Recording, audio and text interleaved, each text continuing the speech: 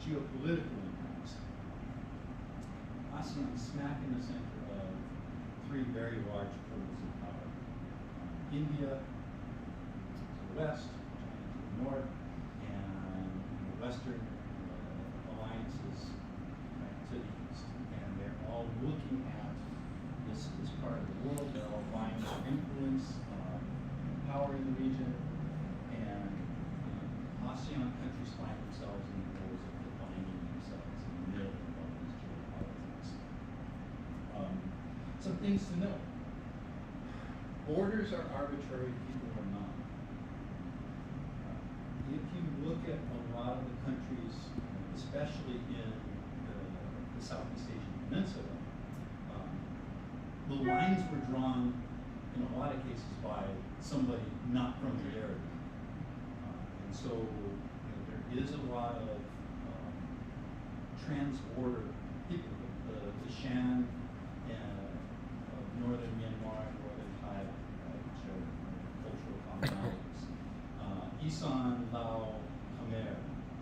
So there are these people that cross boundaries. That, I think, is one of the contributing factors to the more cultural homogeneity across the regions. There are severe external political and economic pressures. If you look at China, pushing a lot of capital into the region, the Belt Road Initiative. There are people that would argue that Laos and Cambodia are becoming proxy states through economic dominance. The American influence waned over the past 4 years. That's starting to see some engagement. But there are a lot of external pressures coming in. These are kind of being aggravated in this way forward. Last kind of salient fact about why ASEAN is important today, tomorrow, and forever. So 80% of international trade in goods is via shipping. And the Malacca Strait is one of the most strategic shipping lanes in the world, and it will always be that way. Vietnam and China are arguing over rights in the South China Sea. You look at some of the militarization of some of the islands near the Philippines, the pipelines in Burma to get to expanded ports. This will keep ASEAN relevant as a strategic interest, because this isn't going away.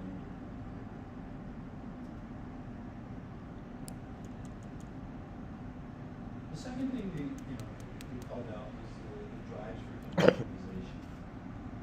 So one of my first visits to the region was in 2014, and I had the pleasure of visiting Myanmar on that trip. It was just after Aung San Suu Kyi, her party assumed power in Myanmar, and talk about a country in the throes of some incredible changes and happening. Malaysia in 2016 had some pretty significant elections that really focused on open and transparent government. You're seeing what's happening in Thailand, what's happening in Myanmar, and some of these changes are slower and incremental through the electoral process. Some of them, sadly, can have the potential to become more violent. Some things to consider. Very few places in the world now are isolated. Technology has kind of brought people closer together. Transport has brought people closer together. The exchange of ideas is more free flow. People are now evaluating their well-being on a global standard rather than a local standard. Before, how you were doing was a much more localized construct. You thought about how am I doing as an American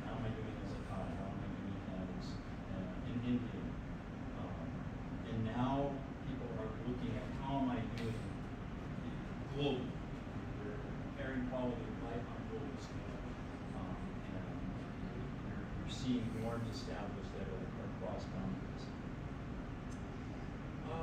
This concept of being heard is much more accepted as a human right.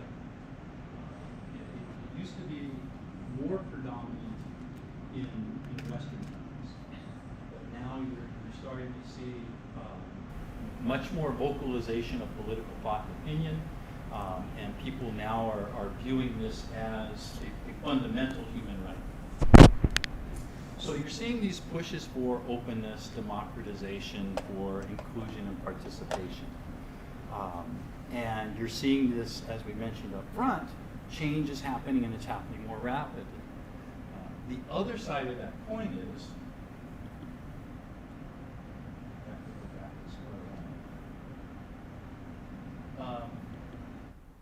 all this rapid change is freaking people out. People are anxious, they're nervous. A great example is the U.S. They have gone and kind of gone the other direction as a response to this constant change. There's been very authoritarian tendencies. Brazil, had a lot of violent change, economic downturn, and they turned to authoritarian leadership.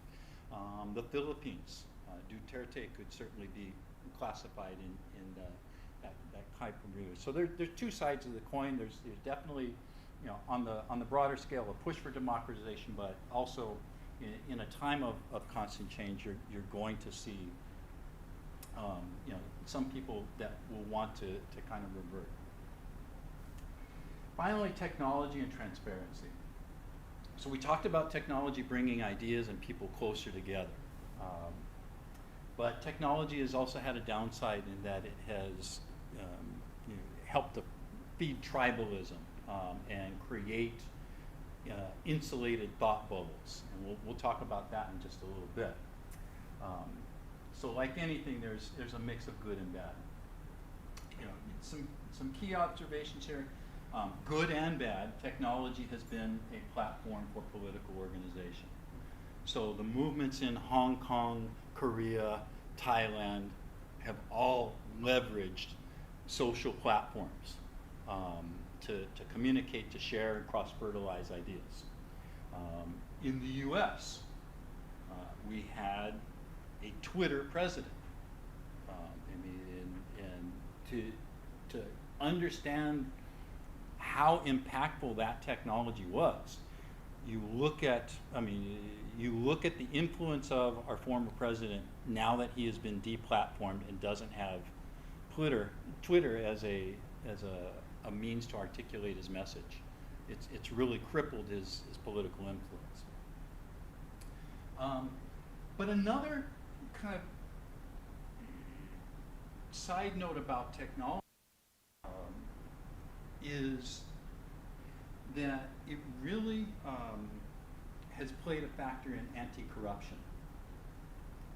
And now it's harder to hide corruption. Things get called out and it's instantaneous. So there's greater visibility. So that's one aspect where technology can really be a check against corruption. The other place where technology is a check against corruption is in automation of tasks. So a good friend of mine works in the realm of smart cities. And he pointed out to me that when you automate paying your electric bill, when you automate renewing your license, that's one less avenue where cash changes hands, and it mitigates corruption at a local level. It kind of takes out that the smaller tier corruption. And while corruption occurs on a grand scale everywhere, getting rid of these micro corruptions, for lack of a better term, is a positive influence on how people interact with their governments.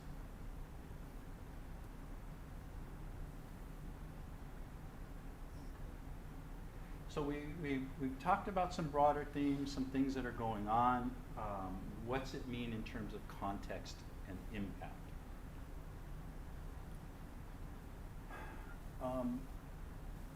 We've talked about very broad themes. So how do we kind of bring this back down to the worlds that we live in? How can it play out in our day-to-day lives?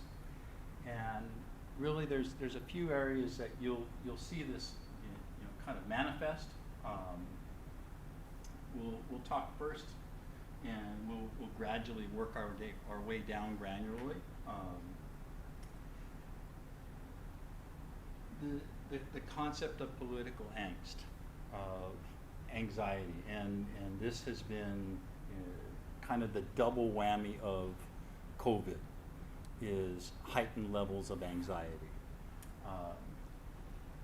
The idea that you are seeing sustained, prolonged movements rather than political events. And then, as I mentioned, this notion of tribalism. And finally, we'll talk a little bit about Thailand as a bit of a case study in the current state and where things are today. We'll get interactive in this because I can observe and see things. It doesn't mean I know things, and I think together we'll explore, and I want to hear your ideas, and certainly a lot of you have been in the area a lot longer than I have, and I think will provide me some opportunities.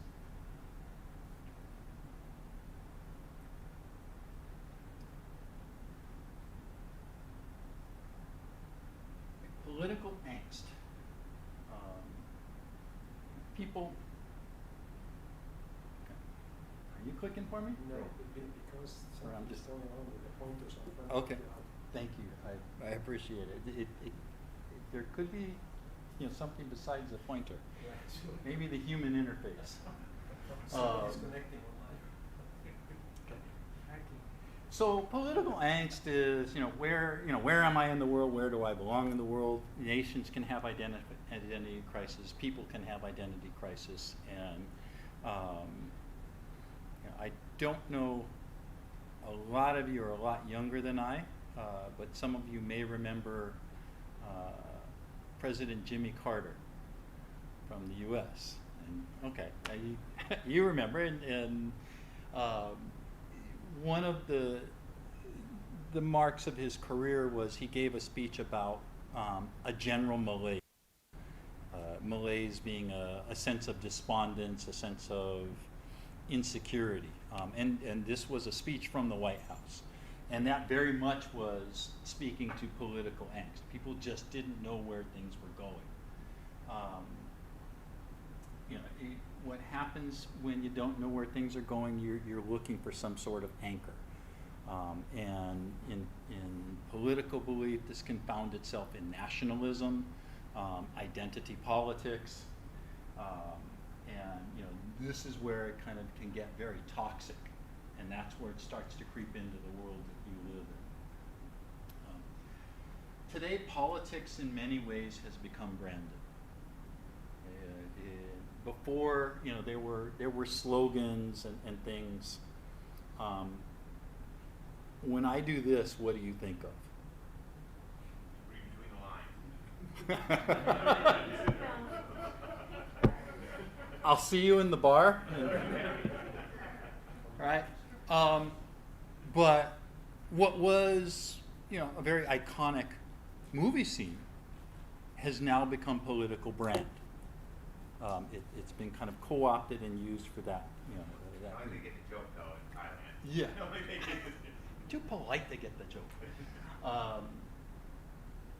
When you talk about political angst, changes in government and governance can involve redistribution, right? Taxation, property rights, and anxiety over this can create zero-sum mentalities. And zero-sum means that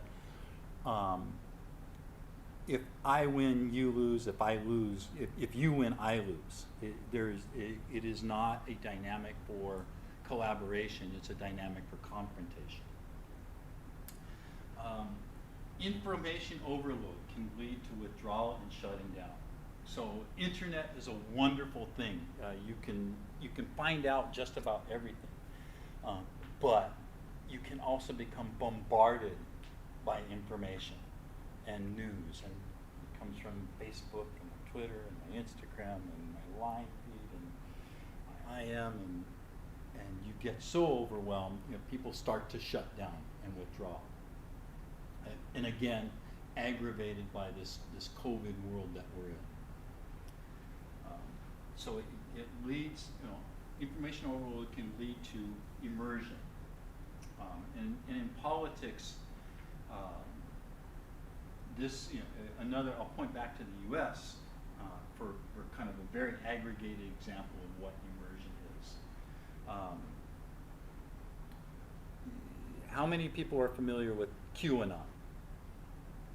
Okay, QAnon is a conspiracy theory promoted in the U.S. The guts of the theory is that the leaders of the Democratic Party are running a child slave trade and cannibalism cult, and will someday be rounded up and shot in Washington, D.C. I mean, that's not shading what it is. Okay, tens of millions of people are buying into it. Okay, it's a product of immersion, of hearing the same political perspectives, of being bombarded. They shut down, and you're on your own, and you start diving down rabbit holes. And it is a key factor to what happened on January 6th in the U.S. Capitol. So political angst creates this, this general anxiety. I mean, it changes people. It wears them down, and that definitely has an impact on the world you're playing. Sustained movements and tribalism. So history before was seen as a series of major political events. There was a Great War, there was a New Deal, there was a civil rights campaign, and they were kind of these contained, defined events. That's starting to change now. You're looking at longer arcs. The U.S. War on Terror, right? It's 20 years now. Since 9/11, crazy. You're looking at democratization movements here. I mean, you had in Thailand the coup in 2014, I believe, right? And you're seeing that arc that looks like it's going to be elongated and take longer. So you're seeing that on top of the political angst is change and movement with no end in sight. So it kind of compounds that sense of weariness and wearing you down and kind of grinding. The second dynamic is tribalized. Okay, people, technology, COVID is branding of politics is contributing to people kind of joining ideological tribes. Okay? And we'll talk just a second on some of that impact here locally. But you start joining Facebook groups of like-minded people. You start watching news outlets that align more with your belief system. Right? If you're conservative, you tend to be Fox News. If you're liberal, you tend to be more MSNBC. And it gets compounded on within the confines of Facebook, where the groups are very well contained and very well defined. Again, pointing to the example of Myanmar, 90% plus people get their news from Facebook, and it has the upside of some very kind of positive movements, but it also creates some massive misinformation campaigns. Most notably Rohingya and the situation in Western Myanmar. Prolonged movements can desensitize and minimize huge magnitudes. You get the information and the steady, constant drone of information, and you get desensitized to it. Right? Again, I'll call back to kind of the U.S. And COVID. In November and December, every day, the U.S. was experiencing 9/11 death counts daily. Okay? What was the political reaction? I mean, and you look at the reaction to COVID here in Thailand, where it's been highly sensitized. Right? I mean, there was the outbreak in southern Bangkok, and it was a huge deal. I mean, ultimately, the loss of life was probably in the teens, but because of just inundation of information, you got desensitized to it. People, you got numb to it. Identity politics, this notion of branding and really can devolve into trolling and deflection of accountability. Politics becomes about name calling and getting the other guy rather than advancing policy. And you'll see that happening in some of the movements here, where because people were desensitized, you have to be more and more dramatic. You have to be more and more outrageous. And so you see behaviors surface that a year ago would be considered highly inappropriate, happening in this kind of trolling. This notion of tribalism really transitions people's mentalities from us to you. Okay? Again, the dialogue. There's no room for dialogue. And it finally, ends up being a world that's focused on recruiting, winning, evangelizing, winning the person over to my political perspective, belief system, and it de-incentivizes qualities of listening to the other person, of exhibiting sympathy and practicing empathy. Okay. So let's look at Thailand a little bit as a case study. One of the things that amazes me about Thailand is that relatively, Thailand has successfully maintained relative peace. Not to say, it's not been violence free, but in the grand scheme of things, there haven't been full-scale civil wars. There has not been engagement in either the world wars. And it's been this way for decades. You look at the countries surrounding Thailand, Cambodia, Laos, Myanmar, Vietnam, all of them have had very violent upheavals. Thailand has been, been largely free. That said, Thailand is at a bit of a crossroads today, and I want to kind of take a little bit of time to talk about some broad themes and how they might manifest at a personal level. In terms of this kind of long winning streak of relative peace, one of the things I think has been a contributing factor is Thai people are good at balancing contradictions. You have a culture here that is religiously very conservative and very very observant. But you have just down the road a world that is the exact opposite of that. but that can be squared, you know, in kind of that mindset.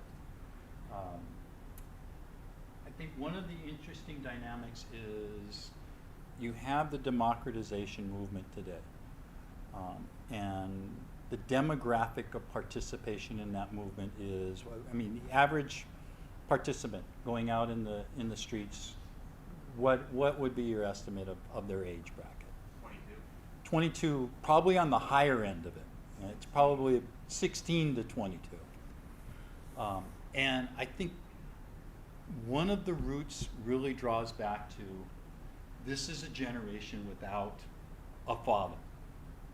One of the most significant events, I believe, in Thai history will be the passing of Rama IX. You know, Rama IX was a big reason for the long-term stability. And not only in his political actions, but in the way he was perceived as a leader. When the Thai people called him mother and father, it wasn't metaphorical. It was literal. They looked to him for a fathership role. And with his passing, there's a huge center of gravity. And I think that if you look at somebody who is 16 today, right, when they were 12, Rama IX was an abstract. Right? There's a huge gap here. So I kind of call this a generation without a father. They don't have the same norms constructs. And I think it is going to be a key contributor to a generational impact, which I'd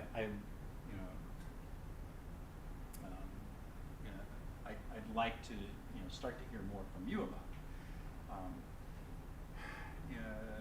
And there are kind of Thai attributes in kind of navigating external and internal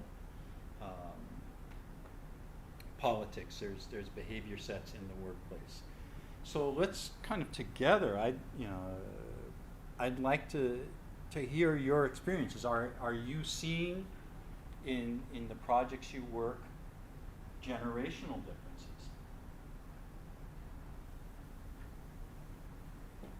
A little bit of head nodding, no? Yes. Okay. I do some mentoring, and the younger mentors, I definitely am getting some of that feedback. We talked a little bit earlier about political branding. And see, you're wearing your yellow shirt today. Yes, I am. Okay.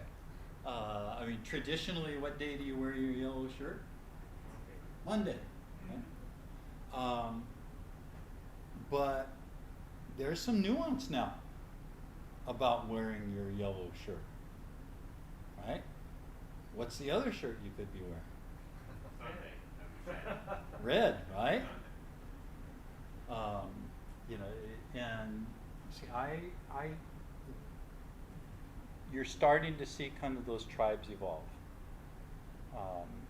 You're seeing branding take place. You're seeing generational tensions take place.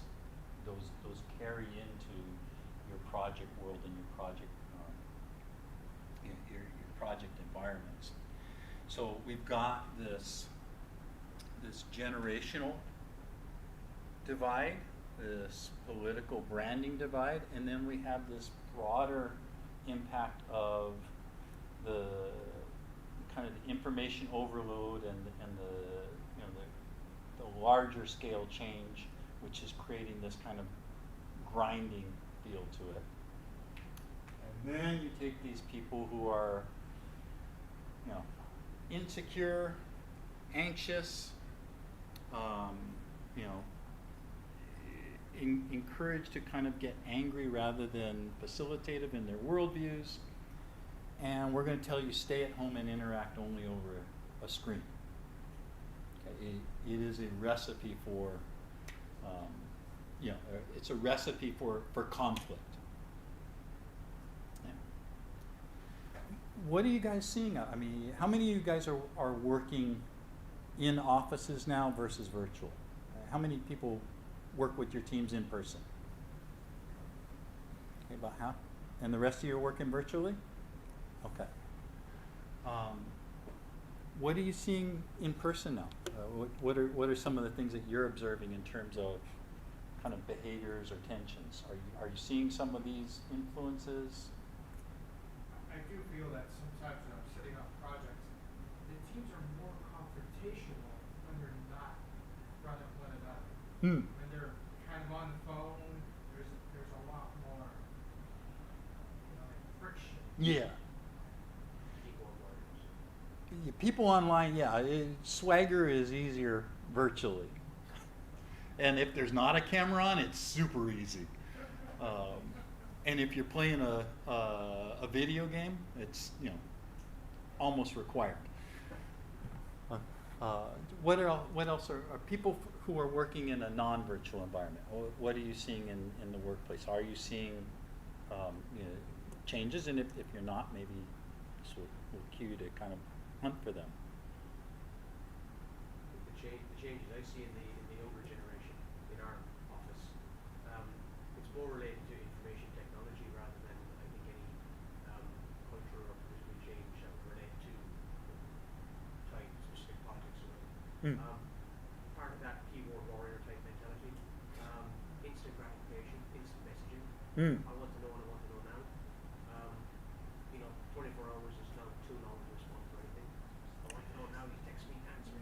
That And I think that instant gratification is, then people are very snappy.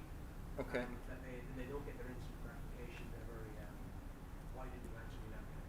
now you mentioned that you were seeing this in the older generation. Younger. Younger. Oh, the younger generation. Younger Okay. ones. And I think the younger ones are probably less able to react and defend themselves in that instant gratification demanding type position. An older person sends them a message and they have to rapidly respond because these objects have to answer now.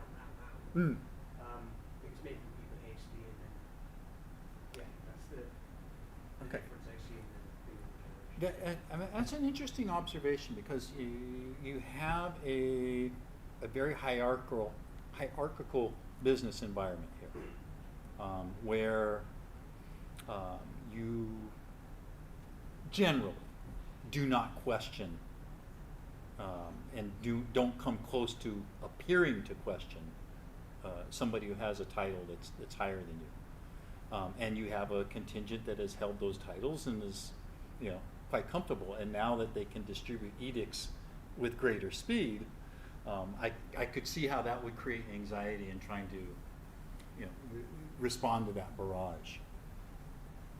Interesting. So let's let's talk about translating it into the project environments that you're working with and Clay, there is one scary thing that I find is where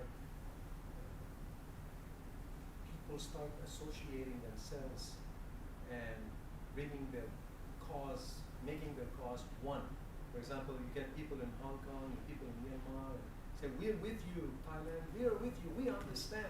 And so it's a scary part because everyone's got their own history, and they're coming from different backgrounds, they have different political agendas, and suddenly they are kind of using or exploiting the situation to advance their own causes, and that is a little bit dangerous, I find. Yeah, I mean, it gets back to that notion of putting you in a mindset where you constantly have to recruit people to your belief structure. And now the workplace becomes just another channel to do that. Certainly. I was just going to say, I mean, maybe something sort of stream of thought, but I think on the one hand, people are less patient and they get aggravated very easily. They react, they're angry, but they don't know how to deconstruct. They don't understand what it is that they're finally angry about and what to change. But but at the same time, there's also in this there's political correctness as well, which is and Yeah. This sort of political correctness meets aggro, the freedom of thought and expression, and everyone's an individual and all that sort of stuff. Yeah, and again, I mean, as somebody who has a long history from the more left leaning, certainly you can see people are on edge about what to say and how to say it. There is a lot of redefinition going on in what constitutes humor.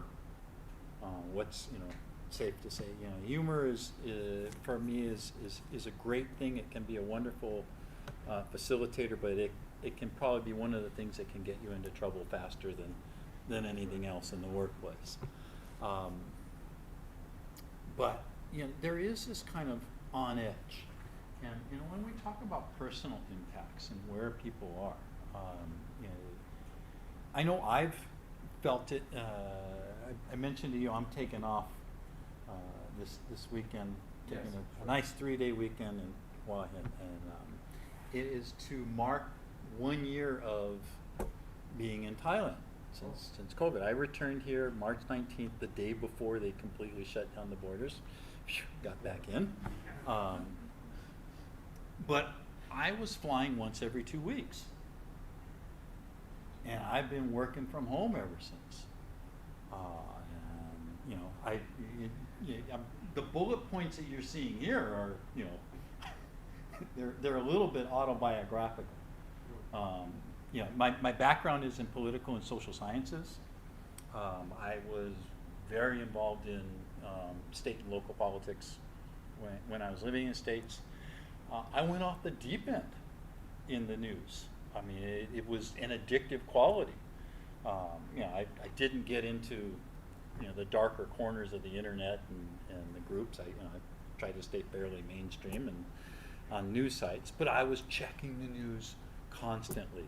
I was obsessing over things that really, when at the end of the day, I had no control over, no influence over, and really had very little impact over me. But it was just feeding off of it.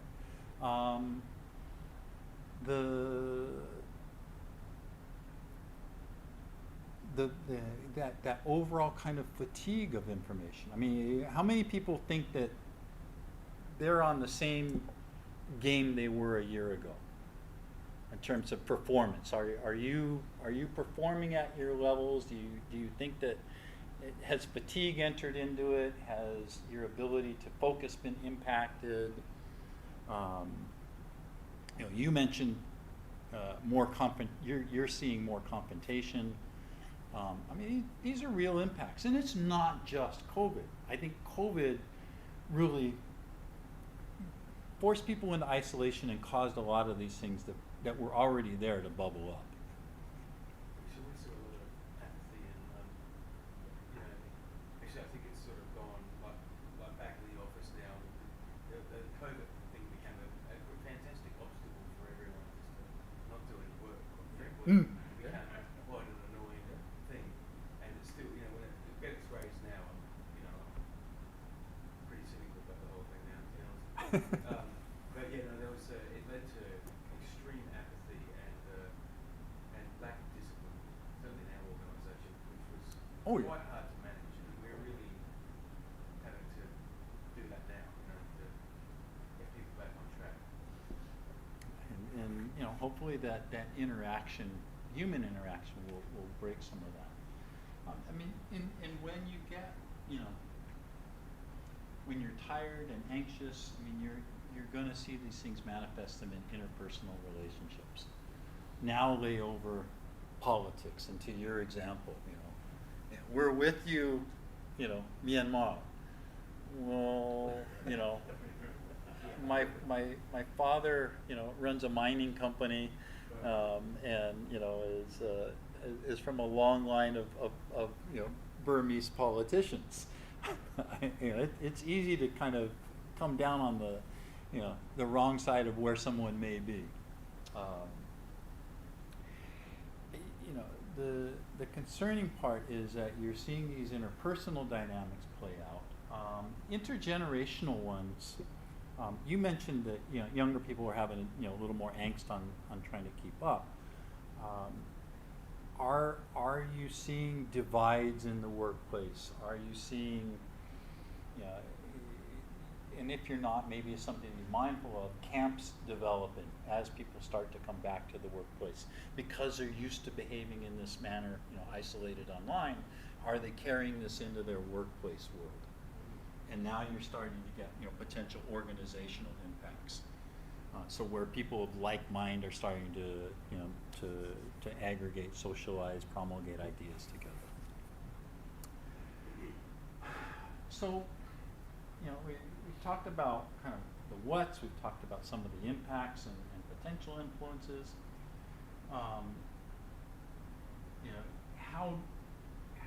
What are some tools and strategies for us to kind of move forward in this way? And we'll chat about 3 of them this evening. First is be crystal clear on what your objectives and goals are. Second, understand the realm of the possible. And then finally, position yourself to facilitate success. Again, religion and politics, 2 of the most sensitive subjects. In the U.S. we have Thanksgiving, and it's considered you can't talk about it. Just you just smile and drink yourself into oblivion. Your role as a project leader is not to solve the tensions. Okay, you're not the UN. You're not here to make everybody see each other's point of view and completely understand. You need to create an environment where conflicting ideas and beliefs don't detract from the business at hand. So what are some things to think about? When you talk about goals and objectives, again, at the end of the day, your job is to get people to do stuff, right? So your goals are focused on eliminating barriers to getting people to do stuff. Think in terms of project impacts, to communications, to relationships, to performance. Okay? Solve to mitigate the impacts on your problem, on your project. Don't solve to mitigate the impacts on the world. You can't. It's been tried before, and everybody who's tried it has met with a very grisly and untimely end. Think in terms of what the water's edge is. You can't wave a hand and say, no one will discuss politics in the office. You can't bring your personal beliefs in. That's not going to happen. Okay? But you have to think about what kind of that water's edge is. And the term water's edge, are people familiar with that? It's American slang. And it usually water's edge is a defining line. But I like it because water's edges can fluctuate. There are tides to it. It isn't something static and fixed. It's contextual. You have to kind of measure temperature. Keep in mind, at this given point in time, the state of things are, do we need to pull back a little bit on kind of the things we broach in the office and the things we don't? Do we have a more open environment and people are safe and comfortable and there's good dialogue and you can relax it? So that water's edge can shift, but know generally where that lay. And then finally, think collectively. As you're kind of looking at the boundaries for these kind of norms, you need to be able to do it with your team. You need to talk with your team about how this world around us creeps into our office environment. Work together on it collectively. One is you're going to get buy-in from doing that. The second is you check your own biases this way. And a lot of times you catch yourself bringing your own biases and beliefs into the equation. Know the realm of the possible. Okay.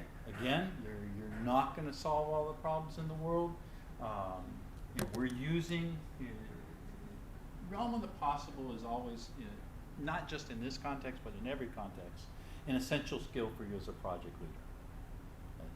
It is a good self-awareness that you need to have about what realistically I'm able to influence and change, and it keeps you from underachieving, and it definitely keeps you from overreaching. Some ways to kind of do this, you need to carve out time to reflect, deliberate, meditate, etc., on external impacts, of which broader societal change and what's going on in the world is a factor. Right? You need to take time to think contextually what's going on in the office, in the community, where people are at, in a broader contextual view, because it will help you create a more facilitative environment for your team. Again, validate your observations with others, and this helps, again, to check those personal biases and assumptions you might bring in. And then finally, it's good to kind of inventory. These are some of the things I think you see happening.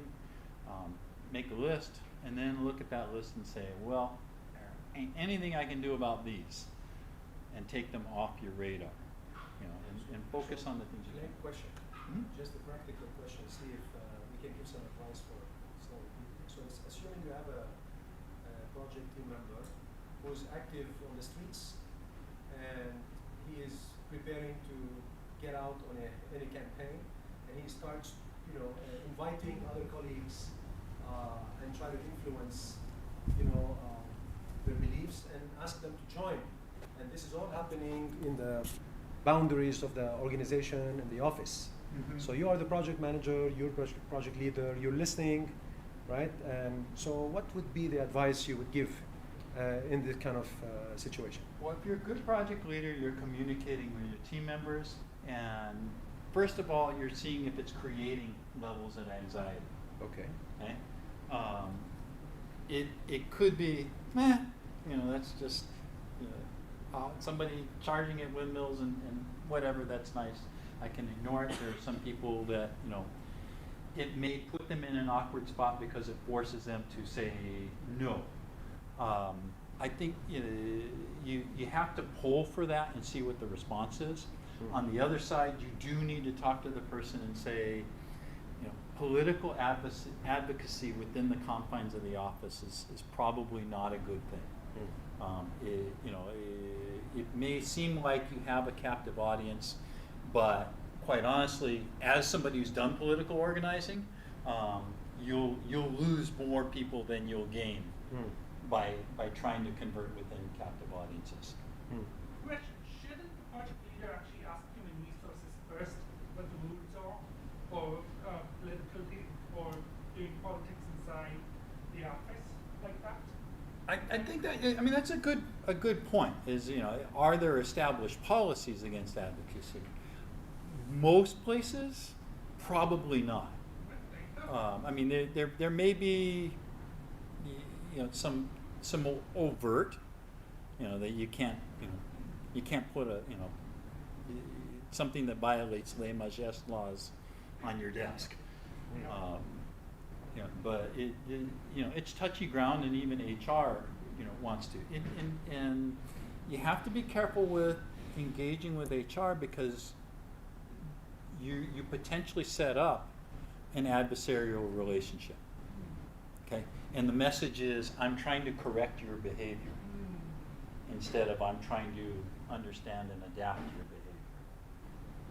But the project leader has to work inside the organization, though, and human resources sets up the rules of how people should act inside the organization, correct? Human resources In theory, says yes. human resources does.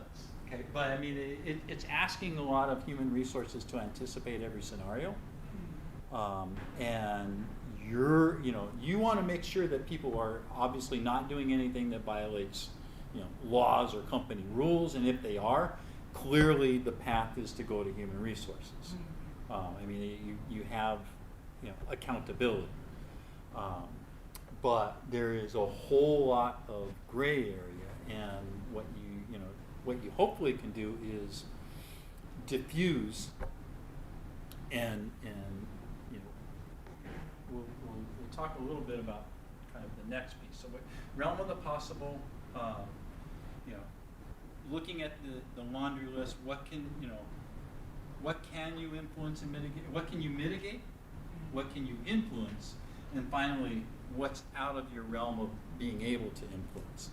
And, you know, category, what's out of your realm, what's, you know, what you're able to influence but maybe not necessarily mitigate is that more gray area of navigating between people and personalities. So in that particular situation, the HR cannot enforce something. I have seen in big companies, we have security operations team who will send some early messages to all the employees saying that there is something going on, unrest going on, stay away from that, all those. It gives some thoughts to the person who is thinking to join. It will stop him first. Okay, that kind of messages comes in. Be secure, stay away from there, all those caution messages comes in the mailbox. I'm scared. Now I'm not going there. Yeah. And then they also tell the implications if you are getting towards this situation. What you need to do, where to contact. Sure. Yeah, I mean, I'm a very politically aware person, and back in the States, very politically active. In Thailand, as an expat, I feel a responsibility not to get involved in political movements. You know, I have my beliefs, I have my sympathies where they lay, but as an expat, I very much believe that I am a guest here, and to adopt and advocate, you know, belief patterns is just being a rude guest. And from a security standpoint, yeah, it's probably one of the more unsafe things you can do. So where do you position yourself?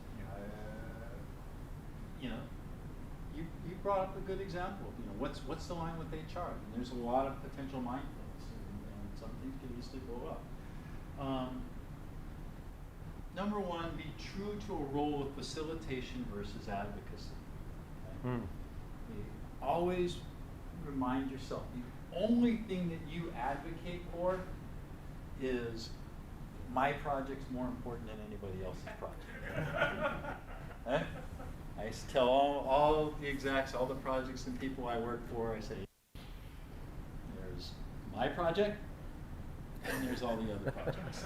And you just constantly do that, get that message. But that's the advocacy. You're advocating for the success of the initiatives you're working on. Everywhere else on the project, with the people, with executives, with the resources that may be resources, with the guy who comes and empties your wastebasket, with everybody else, you're facilitating. You're looking for opportunities to find common ground and facilitate communications, make it safe to communicate. And you know, doing this means getting your team to buy into the concept. One of your most effective milestones as a project leader is when you can start to create self-managing teams that identify and call out their own behavior, where there is a level of trust to communicate, and the team members start saying, whoa, you know, maybe we shouldn't do this, and they self-police. You get there, that's kind of the holy grail of project leadership. Again, it's okay to have political opinions. You don't bring yours into the workplace. You can say I have them. You can allude to where they are. You don't have to be ashamed of who you are. You don't have to be evasive or deceptive. But you gently defer and avoid articulating what your beliefs are. be an observer, and a great way to reinforce that role is to always ask the question, what do you think? That's a powerful question, because it immediately engages and puts the focus on the other person. And that's a core attribute of facilitating conversations. Always be wary of being recruited, or people trying to win you over to their belief systems or their camps within the organization. I've had it happen at some of the organizations where there's been divisions, marketing versus operations versus finance. And I've had executives, hey, let's go out to lunch and buddy, and hey, why don't you come work for me in this area? And it's all very flattering and can get very heady, and wow, they like me, and it's always nice to be liked. But you're being recruited. And this, as you become more effective at your job, you need to be cognizant of this, because it's a very real dynamic. And once you say yes and you choose a camp, people know A, that you can be recruited, you lose trust, and you potentially ally yourself with a camp that, should power dynamics change, you can be gone in a heartbeat. It's much better to be the neutral, to be the facilitator, to politely and respectfully be the go-between.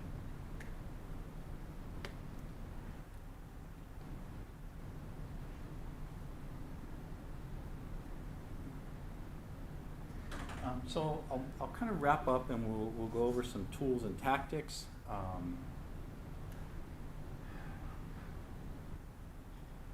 Assess kind of the magnitude of what's going on, and Petros, this goes to your question about the person who recruits, or maybe it's the person who comes in and wears the red shirt on Monday. Assess the friction in the office, the tensions that are going on.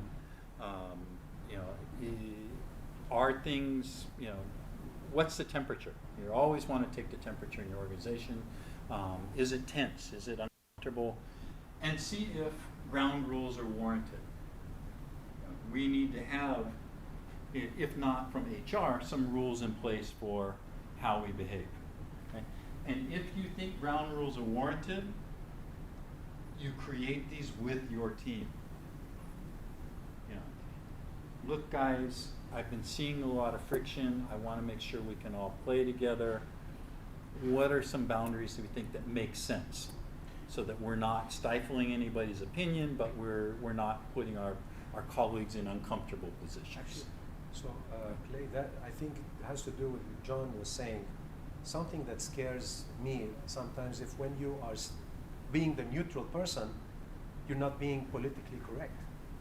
In other words, if you don't advocate for whatever the majority of your team is driving for, then you are resisting, and therefore you're the problem. And that's sometimes the difficulty of staying neutral, because it might send the wrong message. That is my concern only from that stance. I mean, it's a cop-out, but I'll point back to my opinion on being an expat. Look, I understand where you're coming from, but really, if I'm going to maintain my integrity, I have to not get involved.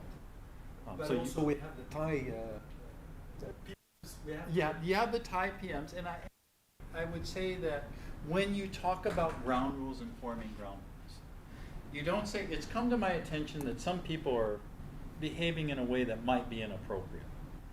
Okay? Because now you're labeling people, and the first response is going to be defensiveness. It seems like maybe there's some tension around this. Stay away from the use of pronouns. Mm-hmm. Okay? There's a lot going on in the world politically, and it seems like there may be some tensions. maybe we ought, have some understanding so that nobody is feeling shut out. Nobody, I mean, again, you want to make it safe for people. So you're looking at depersonalizing, you're looking at, you want to be in the position where everybody in the room says, yeah, he's really talking about people respecting where I'm coming from, and couching it in that language.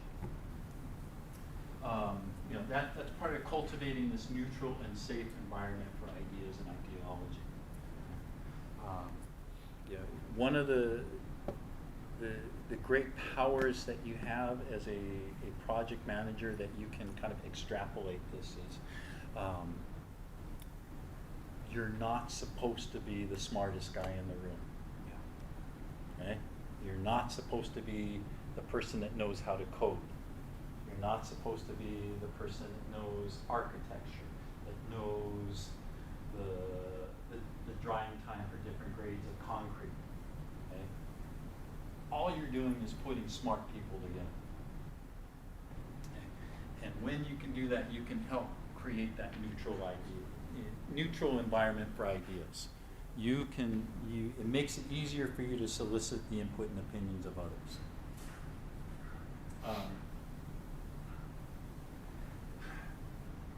People are going to talk about this stuff in the office. It's just going to happen. Did you see that in the news? Did you see the protest the other day? Did you see the woman who did this or the guy who did that? It's allowing people to kind of vent that, but making sure it doesn't dominate the conversation. Okay? Tied to that is setting of when and where this discussion is appropriate. You see this. Yeah, that was something. Okay? There's a non-neutral response. You don't take any position. You kind of, that was something. Hey, we're here today. We're going to talk about this, and you move the agenda back to what you're working on. What you're meeting about. Watch out for cliques and camps. Okay?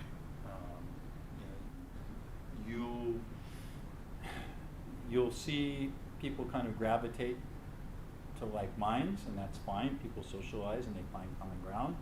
In the realm of politics, you have to be careful that it's not, factions being created within the office. And you just kind of keep an eye about it.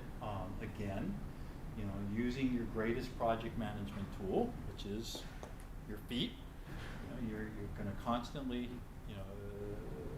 engage. Whether it's the lunchroom, whether it's around coffee. You want to kind of watch and see what kind of groups are forming and what those dynamics are. And then finally, you want to work with your team, before kind of bad behaviors, bad situations can take root. So those are kind of some of the tools. How are we doing on time? We're there. We're there. Yeah. Okay, so we're into the home stretch. I hope that we've taken kind of these macro dynamics and drawn them down into the workplace. I mean, the key takeaways are, always think contextually. The things that unseemingly seem abstract and insulated can have very real effects in your day-to-day world.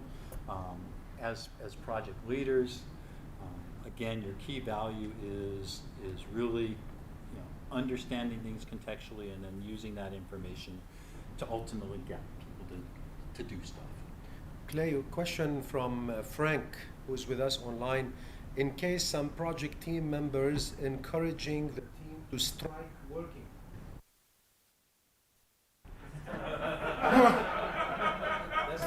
That's Frank. Let me zip back to realm of the possible. Okay, I mean, when you're talking about labor actions and advocacy of strikes, going back to Benjamin, yeah, that's talking to HR. It's something that you don't, it's not in the realm of the possible. Any other questions from online? Questions? This is more a question on experience. Have you ever been the oddball out in the project, meaning there's cohesion in the group? And Oh you're just man, completely out? I'm the quintessential oddball. Yeah. Yeah, I have. How do the rules there apply? How did you manage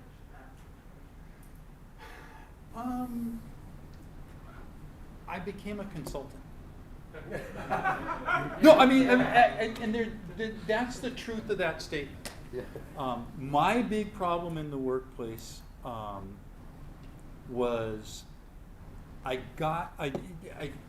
of my first comments to you was change is permanent. Stasis, I hate it. And most of the management positions I held, they incentivized you for get your organization up and running and keep it humming. Okay? I got to the humming part, and then I got bored and I got into trouble. But that means we're advising everybody to resign. So one of the airlines I worked as a manager in IT. I was in charge of delivery for all the projects. It was a small airline, and we just did a ton of stuff with no staff. Sound familiar? I got a wild hair, and didn't help because I had a boss who I love to this day, who had a background in marketing, and we decided that we were tired of looking at substandard appearances at the customer services counters for the airports. We ran a renegade marketing and rebranding program without marketing knowing about it. And we rebranded 11 stations with new signage, everything else, all unbeknownst to marketing. Fortunately, the company went bankrupt before I got fired.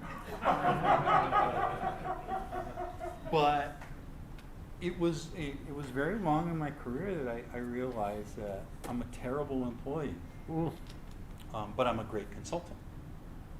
So I mean, when you're the oddball, introspection is a great quality that comes too often learned late in life. If you find yourself constantly the oddball, maybe the problem isn't all those other people, as I thought it had been for 4.5 decades of my life. I was all these people, everything's right. It took me a long time to realize that I was the problem. So when you're consistently the oddball, do some self-introspection and assessment. If you are the holder, if it's not a frequent occurrence, you need to take your position and try and frame it in a language that can be understood. Another error of youth, and hopefully you guys can benefit from this and not be 50 years old and go, wow, is brilliant ideas do not succeed on their brilliance. You can have great ideas, but if nobody listens to them, who cares? Yes. Okay?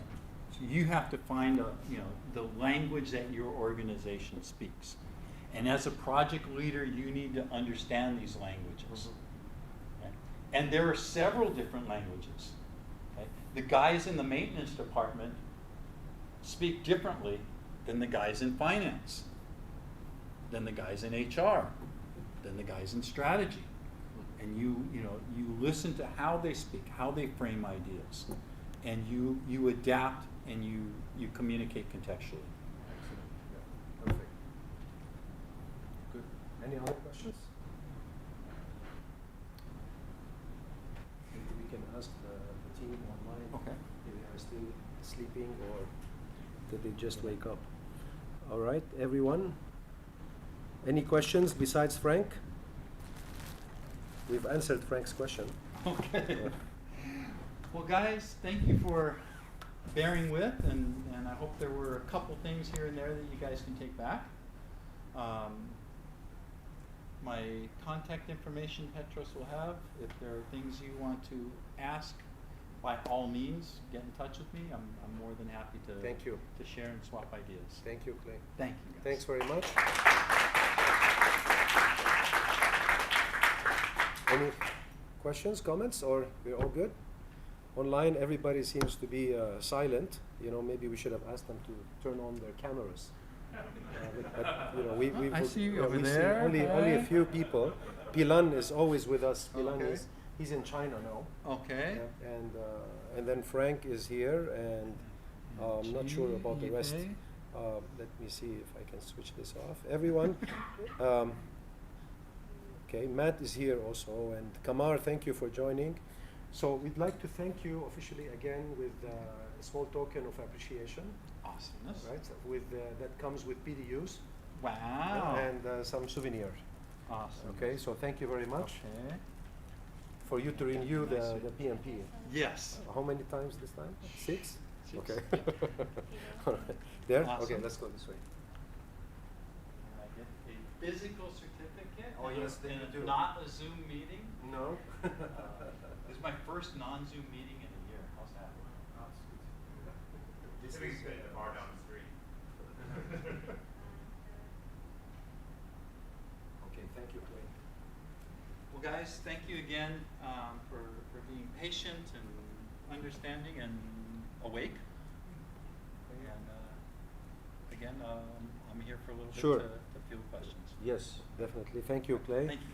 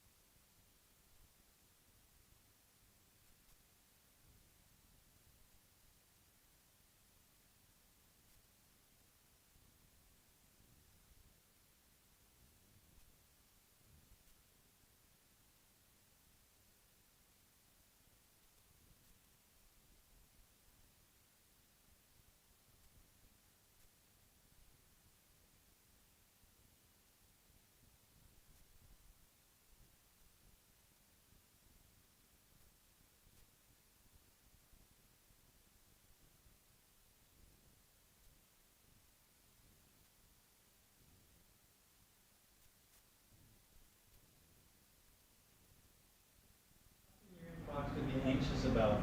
You're concocting things to be anxious about in the future. And maybe a detox day is it, maybe spending some time at the Watt and meditating. You ever go to Nokia again? Like a drop the smart in the phone? Oh, yeah, go back one generation. Get an older phone. And cricket with, getting a cricket with big numbers, I mean, that might be a good thing. Ooh, interesting. Yeah. Good idea. Maybe they need, somebody would be can invent a nicotine patch for technology. There's $1 billion idea. Yeah. So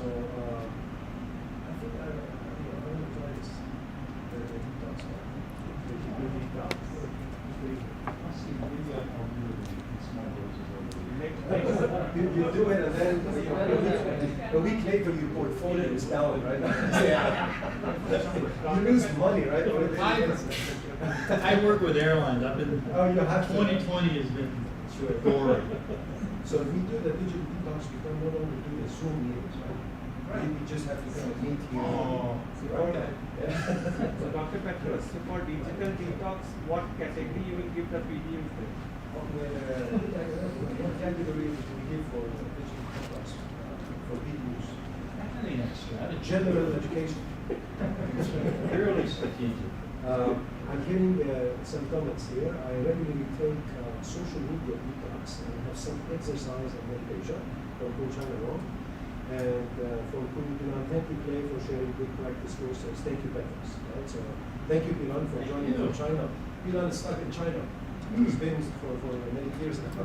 I'm here in Pilan, we hope to see you soon, you know. I hope it's not getting too boring for you. All right, so thank you again. We thank you on this. We just need to move forward with our agenda. We have a lucky draw, so let's do the lucky draw.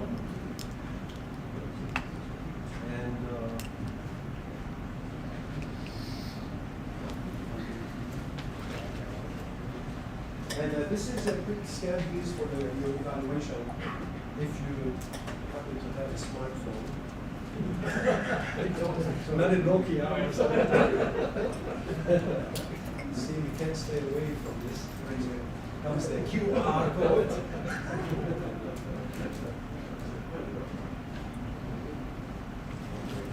So we have the winners of some t-shirts, photo shirts. Last 3 digits, 085. 085. Last 3 digits. 085. Last 3, huh? Last 3 digits. 085.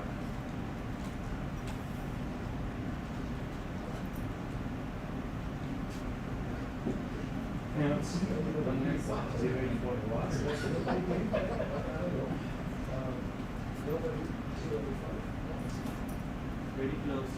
4. Very close. Okay. 082. Yes. Patrick is here. Pick one. Blue for sure. Where is the blue?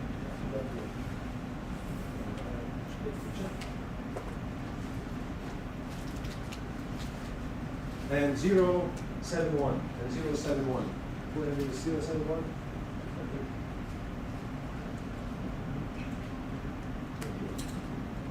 071. You said?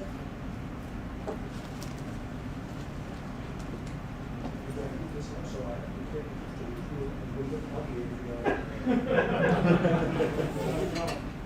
if you look kind of imbalanced. Yeah, we have to do a less common picture.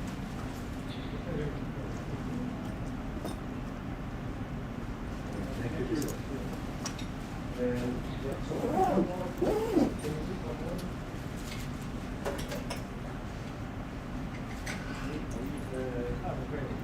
074. You think that's 074?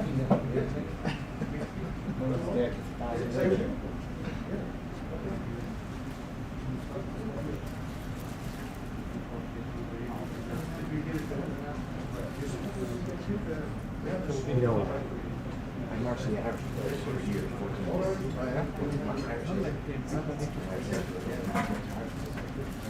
All right, we got it rolling, everyone? Okay,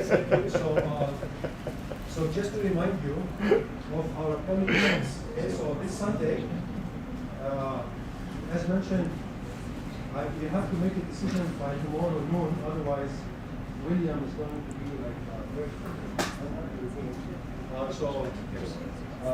Sunday, 7 strategy PDUs.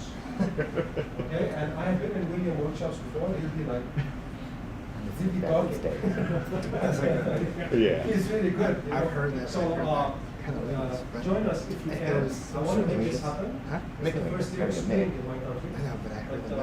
I hope it's a good day, and it's going to be a good day. So if you're available, register before noon tomorrow. Otherwise, if it's later than that, most likely cheaper.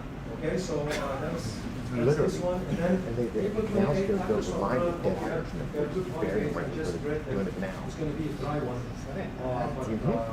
So this is going to be full on touch. Actually, too valuable. Build the PMO in The average, his organization. Okay, so these are the two upcoming events, and I hope to see you. Thank you. We still have some food. Have fun, and we'll see you next time. Thank you. All right, thanks. Thank you everyone online for joining us, and I hope that we can see you in person next month.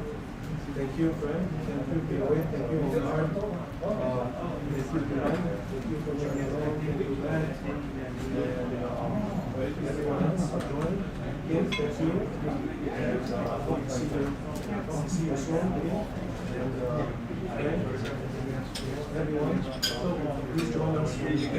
If you can't join us, to support our chapter. And thank you for listening. If you have anything else here, have a good night. But it's not really a vaccine. Yeah,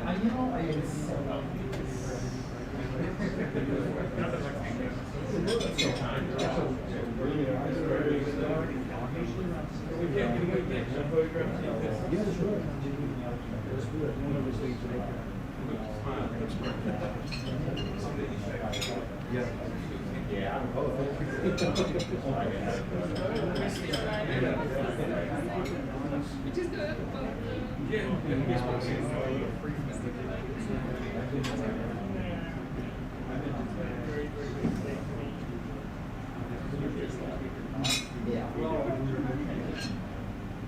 We should, do we have some shirts? Wear these shirts sometimes in the construction meetings.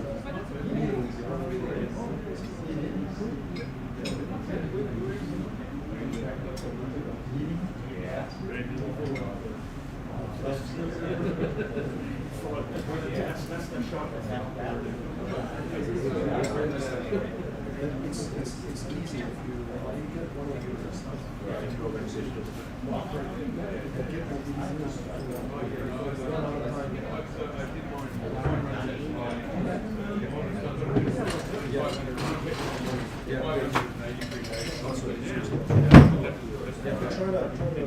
Because before you know it,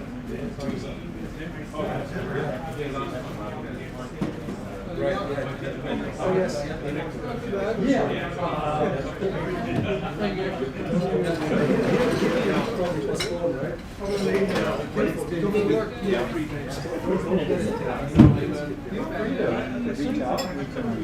We can jaw about, Yeah. ways to get to where you want to go.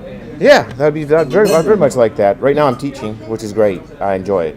Awesome. I miss the classroom. So I get out and do that. Do chemistry. So I'm a chemist. Is my trade. So I get to do the chemistry and all that. Kids are fun. I never got chemistry until my senior year in high school. And the guy, I was into street racing cars. Okay, you taught you how to make the cars go faster. And he talked to me about, this was in the back days of the old Ditto machines. Yes, I remember the Ditto machine. And the fluid they used for Ditto fluid bumps your octane. I did not know that. Yeah, by a lot. So Right. it pumps it from 95 octane. It'll take the premium from 95 to about 105. Okay. 110. Right.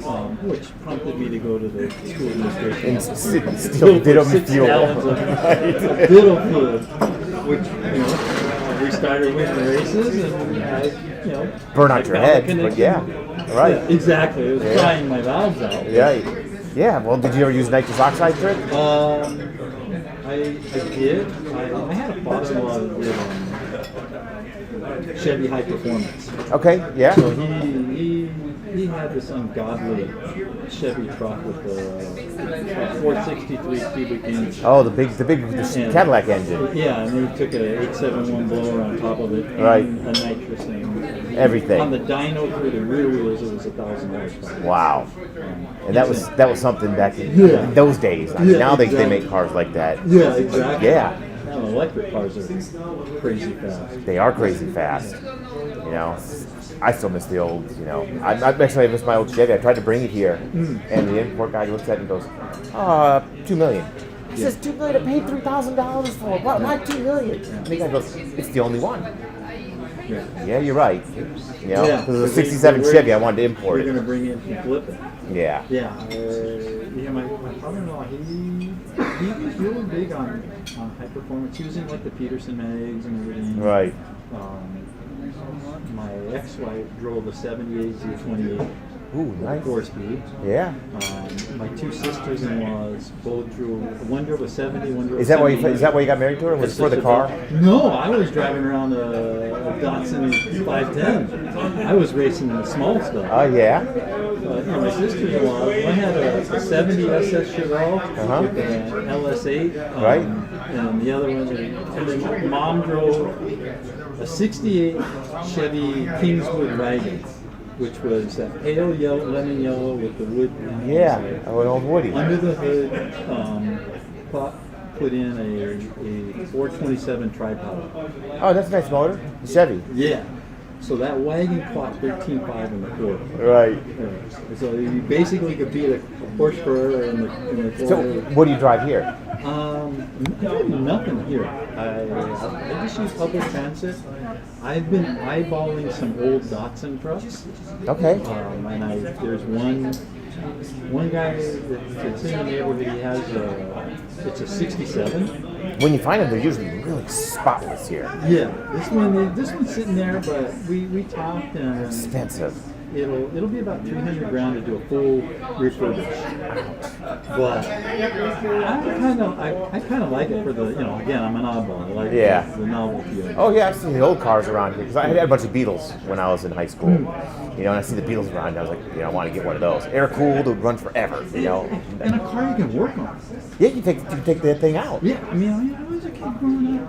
I had a lot of. I did Datsuns mostly, so I did engine swaps, tranny swaps. Did you do any Wankels? The rotary? No, but my friends had an RX-3 and an RX. See, I've never worked on a Wankel. Yeah, those things, they're great because they tack out at 12 grand. Yeah. I mean, you think it's.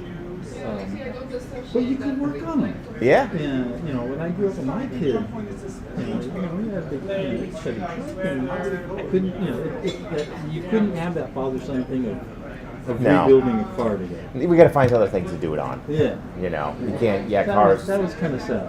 Yeah. I love turning wrenches. That was my Sunday after. Yeah. I mean. I've been looking to get a tuk-tuk.